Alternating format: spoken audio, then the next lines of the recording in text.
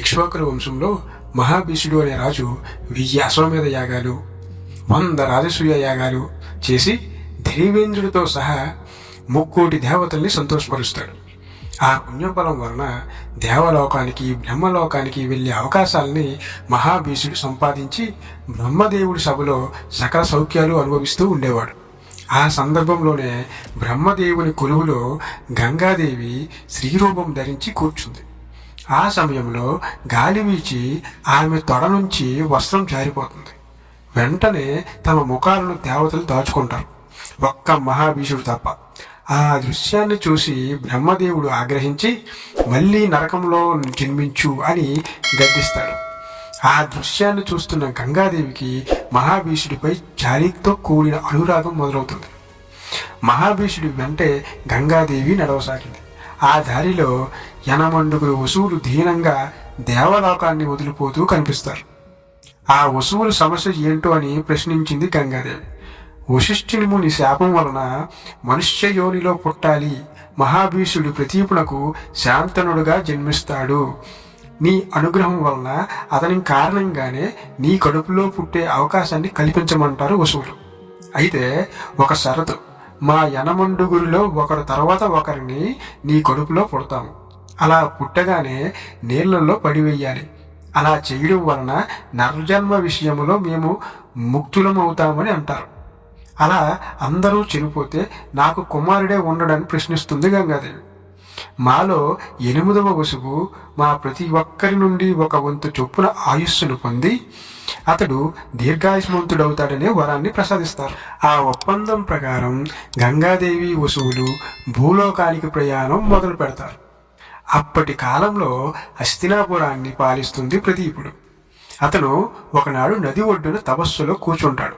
అంతలో గంగాదేవి ప్రత్యక్షమై అనురాగంతో కూడిన చూపులతో ప్రదీపుణ్ణి చూస్తూ వెళ్ళి అతడి కుడి తొడ మీద కూర్చుంటుంది. ప్రదీపుడు ఉలిక్కిపడి, నా తొడ మీద కూర్చున్నావేంటి, మీరు ఎవరు అని ప్రశ్నిస్తాడు.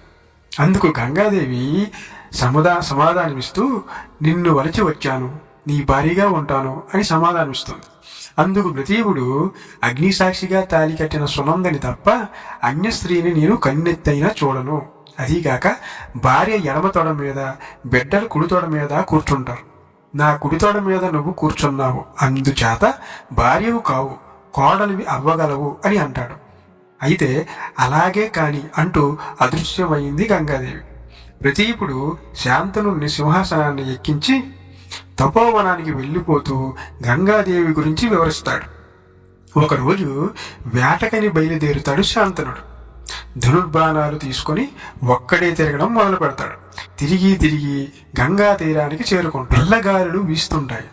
తరంగాల తుంపర్లు చల్లగా ఇసుక తిన్నెల మీద పడుతుంటాయి. ఆ ఇసుక తిన్నెల మీద ఆ అందాల రాశికి ఎవరి కోసమో ఎదురు చూస్తూ ఉంటుంది. తనను చూస్తూ అలా ఉండిపోయాడు శాంతనుడు. ఇద్దరు చూపులతో పలకరించుకుంటారు. నీకోసమే ఎన్నాళ్ళ నుండో ఎదురు చూస్తున్నా అంటుంది గంగాదేవి. అందుకే కదా నేను వచ్చింది అంటాడు శాంతనుడు. నేనేం చేసినా కాదనకూడదు నువ్వు అని గంగాదేవి అనగా, మా నాన్నగారి ఆదేశం కూడా అదే కదా అంటాడు శాంతనుడు.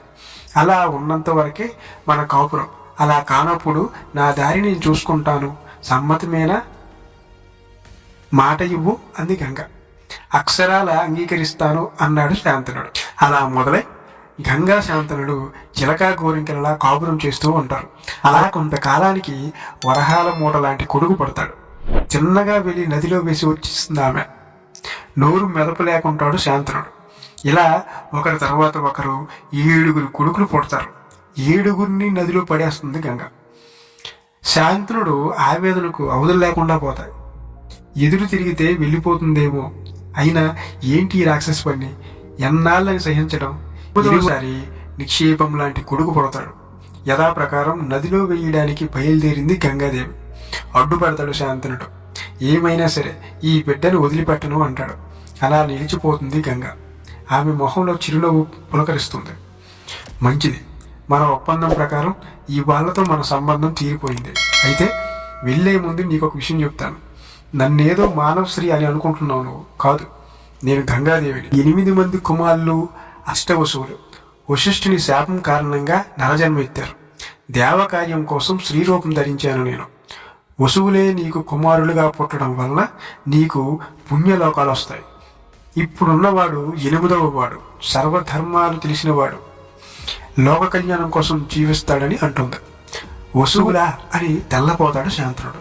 అప్పుడు అసలు విషయాన్ని వివరిస్తుంది గంగాదేవి. ఒకప్పుడు వరుణపుత్రుడు వశిష్ఠముని మేరు పర్వతంపై గుహలో ఆశ్రమాన్ని నిర్మించుకొని తపస్సు చేసుకుంటూ ఉండగా దక్ష ప్రజాపతికి కూతురు కశ్యపుడి భార్య అయిన సురభికి పుట్టిన గోవుల్లో నందిని అనే గోవు వశిష్ఠుడి హోమధేనువుగా ఉండేది. ఆ నందిని కామధేనువులా కావలసినవన్నీ సమకూర్చేది. ఒకనాడు వసువులు యనమండుగురు తమ భార్యలతో మేరు పర్వతం లోయల్లో విహరించడానికి వస్తారు. వశిష్ఠాశ్రమంలో ఉన్న నందిని వాళ్ళ కంట పడుతుంది. నందిని విశేషాలు విని ఆశ్చర్యం కలిగింది వాళ్ళకి. అందులో తన భార్య కోరిక మేరకు ప్రభాసురుడు అనే వసువు ఆ నందిని పట్టుకుపోతాడు. నందిని కనబడకపోవడంతో అడివంతా వెతుకుతాడు వశిష్ఠుడు. కొంత సమయానికి తన యోగ దృష్టితో చూసి వసువులు పట్టుకుపోయారని తెలుసుకుంటాడు. క్రోధాజ్ఞతో వసువుల్లారా వెళ్ళి మనుష్య యోనిలో పుట్టండి అని శపిస్తాడు. ఆ శాపానికి బయటపడిన వసువులు పశ్చాత్తాపం కోరగా ఆ పశ్చాత్తాపానికి కనికరించిన వశిష్ఠుడు పుట్టిన వెంటనే నరదేహం వదిలిపెట్టండి, కానీ మీలో 8వ వాడు ప్రభాసురుడు మాత్రం ఎంతో కాలం భూలోకంలో ఉంటాడు, ఇతనికి సంతానం ఉండదు అని శపిస్తాడు. ఆ ప్రభాసురుడే ఈ దేవవ్రతుడు. ఇది ఇందులోని దేవరహస్యం. ఇక నేను వెళ్తాను, ప్రయోజకుడయ్యే వరకు దేవవ్రతుడిని నా దగ్గరే ఉంచుకుంటాను అని చెప్పి కొడుకునెత్తుకుని వెళ్ళిపోతుంది గంగాదేవి. అంతా స్వప్నంలా అనిపిస్తుంది శాంతనుడికి. గంగతో గడిపిన కాలం మొత్తం క్షణంలో అయిపోయింది అని అనిపిస్తూ ఉంటుంది.